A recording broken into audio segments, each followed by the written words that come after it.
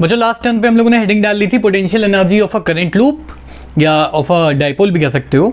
तो अभी हम लोग बात करेंगे एक करंट लूप को हमने यूनिफॉर्म मैग्नेटिक फील्ड में रखा हुआ है, ठीक है। और उसका हमको एक चीज़ पता है, थोड़ा सा क्लास 11th का रिवाइज करते हैं जिससे सब लोग को डर लगता है। सबसे पहली चीज़, वर्क डन का फॉर्मूला हम सबको बचपन से पता है, छोटा सा वर्क डन मान लें तो ये हो जाता है एफ डॉट डी एस, जहाँ पे डी एस है डिस्प्लेसमेंट छोटा सा और एफ है फोर्स। तो अगर हम लोग बात करें रोटेशन की तो 11 में रोटेशन में फोर्स बन जाता है टॉर्क और डिस्प्लेसमेंट बन जाता है एंगुलर डिस्प्लेसमेंट। तो हम लोग वर्क डन को लिख सकते हैं, फोर्स हो गया टॉर्क यानी कि टाउ और एंगुलर डिस्प्लेसमेंट हो गया डी थीटा। तो देखो ये जो ऊपर जो फॉर्मूला लिखा हुआ है ना एफ डॉट डी एस, ये वाला ये नहीं लिखना है हमको, ये लिखना है, ये हमें पता है, ठीक है। और टॉर्क का फॉर्मूला लास्ट टर्न पे हम ऑलरेडी डिराइव कर चुके हैं। तो टॉर्क का फॉर्मूला था एम बी साइन थीटा। अगर ये वैल्यू उठा के यहाँ सब्सटीट्यूट कर दें तो हमको डी डब्ल्यू या छोटे से वर्क डन की वैल्यू, इनफाइनाइटेसिमल वर्क डन की वैल्यू मिल जाएगी, which is M B sine theta D theta. और यहाँ पे m और b कांस्टेंट है, ठीक है, यूनिफॉर्म मैग्नेटिक फील्ड है, करंट की वैल्यू भी चेंज नहीं हो रही है। अगर हम लोगों को वर्क डन निकालना हो तो वर्क डन हो जाएगा इंटीग्रेशन ऑफ dw। और यहाँ पे इंटीग्रेशन कहाँ से कहाँ जाएगा, पहले कोई इनिशियल एंगल मान लिया है θ1 और फाइनल एंगल मान लिया है θ2। तो हम लोग इसको लिख सकते हैं θ1 से θ2 mb sign theta D theta. देखो ध्यान से एक बार, बहुत आसान है। अब देखो m और b कांस्टेंट था तो इसका तो इंटीग्रेशन होना नहीं तो बाहर आ जाएगा। साइन थीटा का इंटीग्रेशन सबको याद होगा माइनस का कॉस थीटा, ठीक है। तो वर्क डन हो जाएगा एम बी इंटीग्रेशन θ1 से θ2 साइन थीटा डी थीटा। देखो जनरली अगर तुम चाहो तो ये जो अभी मैंने लिखा है ये वाला पार्ट स्किप भी कर सकते हो, बट आई विल सजेस्ट कि सारे स्टेप्स कर लो, ठीक है। एम बी कॉन्स्टेंट था तो बाहर आ गया। अब वर्क डन का फॉर्मूला क्या हो जाएगा, एम बी साइन थीटा का हो जाएगा माइनस का कॉस थीटा, θ1 से θ2 लिमिट हो जाएगी, ठीक है। ध्यान से देख लो एक बार, यहाँ पे साइन का माइनस कॉस हो गया और लिमिट अब हमको डालनी है। कलर चेंज कर देते हैं, ब्लू से लिख देते हैं ताकि कोई कंफ्यूजन ना हो। तो अब यहाँ पे जो आंसर आएगा वो आएगा work done equals M B cos θ1 minus cos θ2। अब कहोगे सर ये θ2 माइनस θ1 होता है, तो एक माइनस साइन भी लगा इसलिए हमने डायरेक्ट आंसर लिख दिया है। तो ये तो हो गया वर्क डन का फॉर्मूला। अगर कोई पूछे कि कितना वर्क डन होगा रोटेट करने में, और तुम लोगों ने पढ़ा होगा work done in rotating dipole वाले में कि हम इनिशियली ज़ीरो मान लें अगर, तो जो भी वर्क डन होगा वो चेंज इन पोटेंशियल एनर्जी होगी। तो यू जो फॉर्मूला बनेगा पोटेंशियल एनर्जी कोई भी एंगल थीटा पे, तो वो बन जाएगा माइनस का एम बी कॉस थीटा, ठीक है। जल्दी से पॉज कर लो और इसको नोट कर लो। अब कहोगे कि सर ये कहाँ से आया, तो देखो हमने यहाँ पे मान लिया है फाइनल माइनस इनिशियल करते हैं। पहले 90 डिग्री पे रखा हुआ था जो भी उसका एंगल था बी और एम के बीच में, और बाद में किसी एंगल थीटा तक ले गया। अभी मान लेते हैं एम और बी के बीच का एंगल है थीटा, ठीक है। ये भी कैसे 90 डिग्री माना है, तो मान लो जो मैग्नेटिक फील्ड है वो ऐसे जा रही है, ठीक है। This is the direction of magnetic field, और हमने करंट लूप को ऐसे रखा हुआ है, ठीक है। This is the current loop, right. इसको अब हमने थोड़ा सा ऐसे रोटेट करा दिया, तो ये जो एंगल थीटा है अब बन रहा है थीटा, पहले था 90 डिग्री। तो इनिशियल यानी कि θ1 की जगह हम रख देंगे 90 डिग्री और θ2 की जगह हम लोग रख देंगे थीटा, ठीक है। पहले एंगल था 90, बाद में था थीटा, और बस ये वैल्यू रख देंगे। cos 90 की वैल्यू हो जाएगी 0 और आंसर आ जाएगा ये वाला पार्ट 0 हो गया, minus M B cos theta, ठीक है, क्योंकि यहाँ पहले से माइनस साइन था। बहुत आसान चीज़ है, इसमें कोई भी परेशानी वाली ऐसी बात नहीं। तो ये हटा दो, इसको लिखने की जरूरत नहीं, सिर्फ समझने की बात है।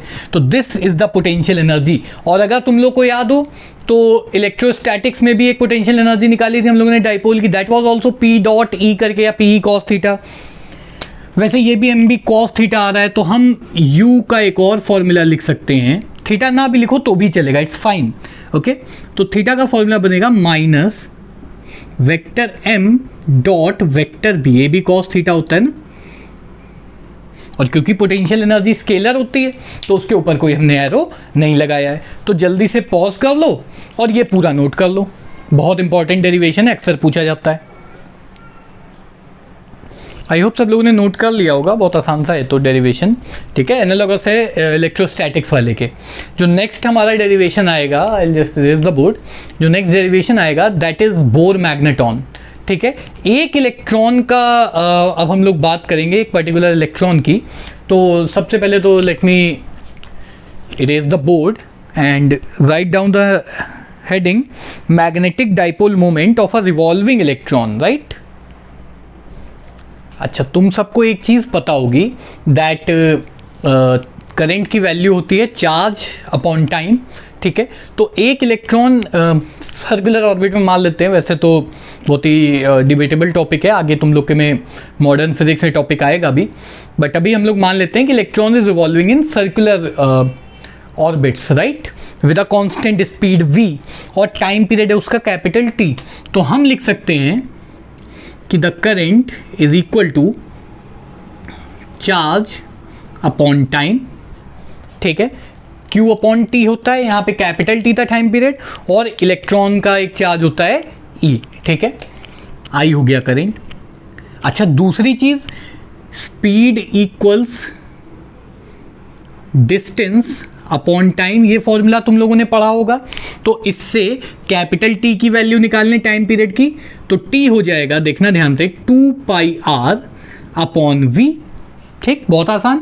अब ये वैल्यू टाइम पीरियड की उठा करके यहाँ पे रख दें अगर हम लोग, इसको इक्वेशन 1 मान सकते हो, इट्स योर चॉइस, ठीक है। जैसे नेहा धूपिया की चॉइस थी वैसे इसकी चॉइस है। तो I का फॉर्मूला बन जाएगा, ध्यान से देखना, E upon 2πr upon v। ये v ऊपर आ जाएगा तो बन जाएगा EV अपॉन 2πr। अच्छा, ध्यान से याद रखना, ये जो स्मॉल v है ये वेलोसिटी ऑफ इलेक्ट्रॉन है। वोल्टेज, मैं भी कंफ्यूज होता था, मैं अभी भी कभी कभी हो जाता हूँ। लाइक एक दिन ऐसे ही मैंने कॉपी में भी लिखा था और ये स्मॉल v की जगह थोड़ा सा बड़ा बन गया, एंड आई वॉज कन्फ्यूज। तो प्लीज डोंट बी कंफ्यूज, याद रखना क्या चीज़ है। I है करंट, E है चार्ज ऑफ इलेक्ट्रॉन, V है वेलोसिटी ऑफ इलेक्ट्रॉन, 2π और R है रेडियस ऑफ द सर्कल जिसमें इलेक्ट्रॉन रिवॉल्व कर रहा है। जल्दी से एक बार लेट इट सिंक इन, ठीक है, then we will continue. Okay, I hope हो गया होगा सबका। और जिस पाथ में रिवॉल्व कर रहा है, अच्छा समझने के लिए मैं यहाँ पे बना देता हूँ, ठीक है। ये मान लेते हैं इलेक्ट्रॉन है, इतना बड़ा इलेक्ट्रॉन नहीं होता है, और ये न्यूक्लियस है, ठीक है। Electron is revolving around the nucleus, this is the radius r, इसकी वेलोसिटी है v। तो इस पाथ का जो एरिया होगा, ठीक है, क्योंकि हमको पता है m इक्वल्स I इंटू ए, ये हमको ऑलरेडी पता है, ठीक है। तो यहाँ पे सिंस लगा देते हैं। m क्या होता है यहाँ पे, मास नहीं है, दिस इज मैग्नेटिक मोमेंट, याद रखना, ओके। डाइपोल मोमेंट भी कह सकते हो इसको, मैग्नेटिक मोमेंट। तो अभी ध्यान से देखेंगे हम लोग, तो m की वैल्यू अगर निकालनी है तो I को यहाँ से सब्सटीट्यूट कर दें, तो EV अपॉन 2πr, और एरिया का फॉर्मूला तुम सबको सर्कल का पता है, पाई आर स्क्वायर। तो यहाँ लिख दो पाई आर स्क्वायर, बहुत आसान। पाई पाई का हिसाब हो गया, आर आर कट गया, क्या बचा, EV स्मॉल r अपॉन 2, ठीक है। तो हम लिख सकते हैं magnetic dipole moment equals EV r upon 2। तो ये बन गया एक हमारा फॉर्मूला, इसको इक्वेशन नंबर 1 मान लेंगे, ठीक है। अभी ख़त्म नहीं हुआ है, जल्दी से यहाँ तक नोट करो और इसको समझ लो पहले। सबने कर लिया होगा आई गेस, पॉज करके, नहीं किया तो बैक करके कर लो, कोई ऐसी खास बात तो नहीं उसमें।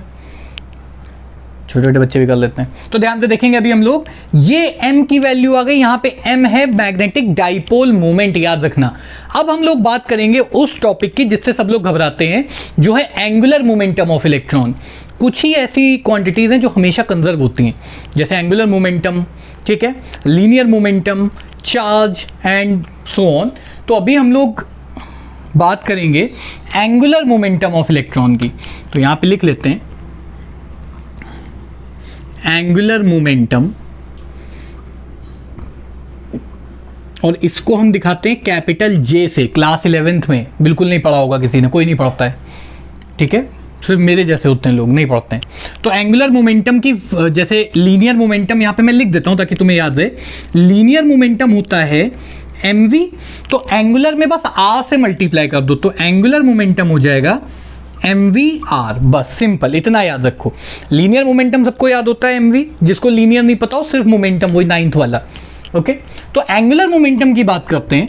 तो एंगुलर मोमेंटम चिपक गया है थोड़ा सा, एंगुलर मोमेंटम का फॉर्मूला होता है J इक्वल्स mvr। यहाँ पे m के नीचे e लिखा है ताकि मास ऑफ इलेक्ट्रॉन याद रहे, और दूसरी चीज इस m से उस m का कंफ्यूजन ना हो जाए। m डैश भी मान सकते हो, पर m e लिख लोगे तो तुम्हें याद रहेगा this is mass of electron, right. अच्छा, इसको इक्वेशन हमने मान लिया 2। अब इक्वेशन 1 को डिवाइड कर दें इक्वेशन 2 से, तो m अपॉन जे, ठीक, बन जाएगा एम ई वी आर, ठीक है, M V R upon E V R by 2। ध्यान से देखो,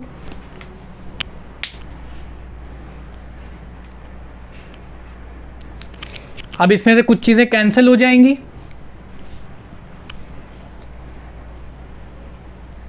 क्या मैंने उल्टा लिख दिया है? हाँ ओके, मैंने उल्टा लिख दिया है, ध्यान से देखना अभी सब लोग।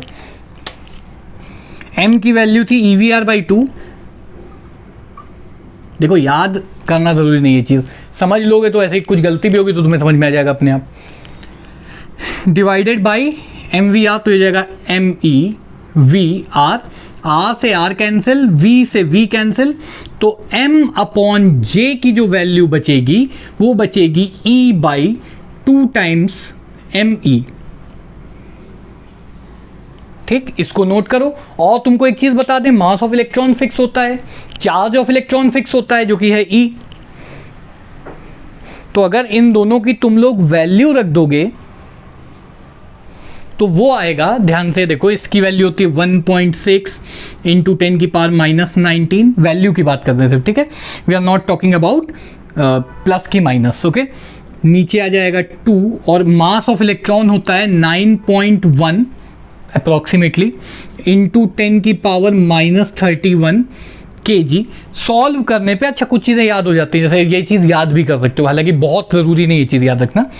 तो m upon J for an electron याद रखना, ठीक है, ये हो जाएगा around 8.8 into 10 to the power 10 coulomb पर kg, ठीक है, ये लिख सकते हो, अलग से एक फैक्ट है।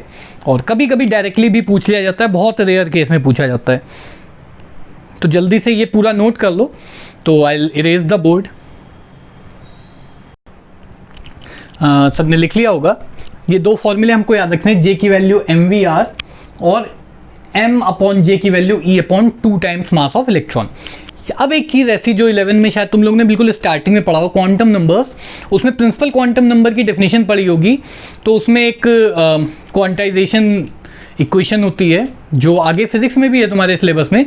तो अभी सिर्फ इतना याद रखेंगे, जो angular momentum of an electron होता है, it is always equals to n times h upon 2 pi, okay, जहाँ पे n होता है वही प्रिंसिपल क्वांटम नंबर जिसको हम के एलिमेंशियल बोलते हैं ना, वो वैल्यू 1 2 3 4 इंटीजर होता है, 0 से बड़ा होगा। अब कॉमन सेंस लगाना, 0 से बड़ा होगा तो ये मत पूछना कि माइनस क्यों नहीं होगा, ठीक है। h होता है प्लैंक्स कांस्टेंट, जिसकी वैल्यू होती है, लिख देता हूँ यहाँ पे, प्लैंक्स कांस्टेंट, ये सबको सताता है क्लास 11th में डायमेंशंस में, है ना, प्लैंक्स कांस्टेंट तो इसकी वैल्यू होती है 6.63 इंटू 10⁻⁻34 जूल सेकेंड। ठीक है, तो ये लिख सकते हो तुम लोग। सबसे पहले तो इसको नोट कर लो, ये पूरी जो भी लिखा है प्लैंक्स कांस्टेंट की वैल्यू।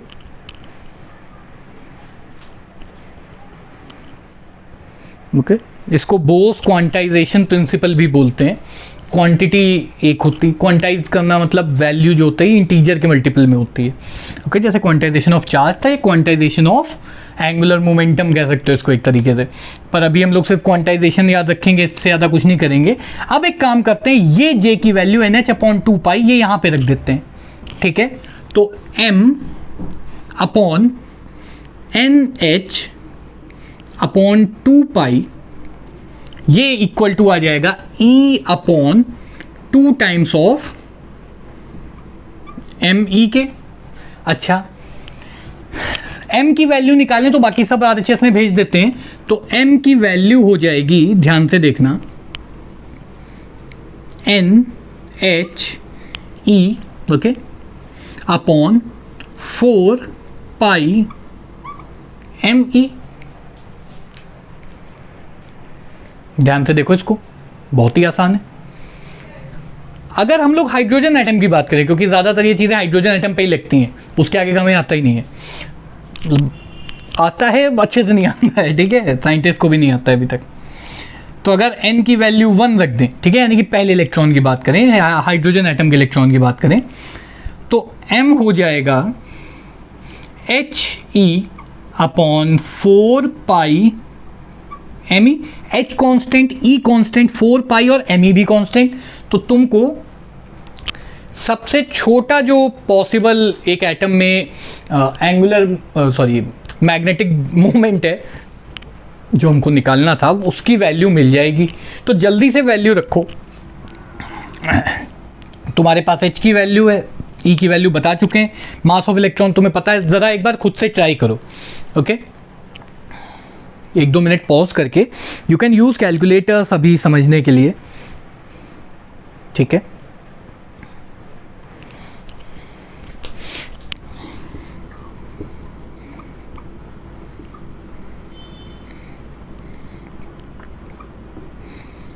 m की यूनिट हमको याद है, एम्पियर मीटर स्क्वायर।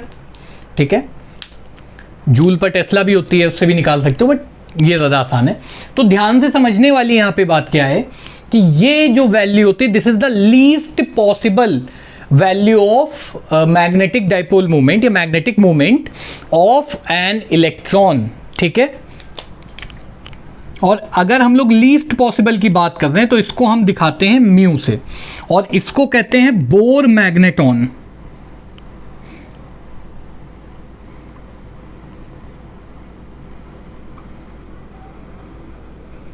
इसी वैल्यू का नाम है बोर मैग्नेटॉन।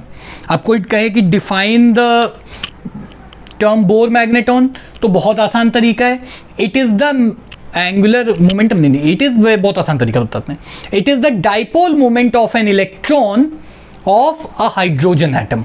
ठीक, क्योंकि हाइड्रोजन एटम में एक ही इलेक्ट्रॉन होता है, 2 हो जाते हैं तो H2 हो जाता है ना। तो सबसे आसान तरीका, और इसकी वैल्यू हमें याद रखनी है, 9.27 इंटू 10⁻⁻27, बहुत थोड़ा सा होता है। ठीक है, तो जल्दी से पॉज करो, ये पूरा नोट करो और इसको याद करो अच्छे से, क्योंकि कई बार पूछ लिया जाता है 1 Bohr magneton equals how many ampere metre square, तब क्या करोगे? तो याद होना चाहिए चीज़, है ना, बार बार निकालोगे थोड़ी ना सारी वैल्यूज़। इसको याद कर लो, कुछ चीज़ें छोटी छोटी चीज़ें रट लेनी चाहिए ताकि टाइम कंज्यूम ना हो हमारा ज़्यादा। अच्छा, नेक्स्ट हमारा जो टॉपिक होगा, जो नेक्स्ट लेक्चर में होगा, that will be moving coil galvanometer. बहुत इंपॉर्टेंट टॉपिक, इस पे एक क्वेश्चन सेट है कि आएगा ही आएगा बोर्ड एग्जाम्स में। तो सब लोग हेडिंग डाल लो, मूविंग कॉइल गैल्वेनोमीटर, राइट, और इसको हम लोग नेक्स्ट टर्न पे डिस्कस करेंगे।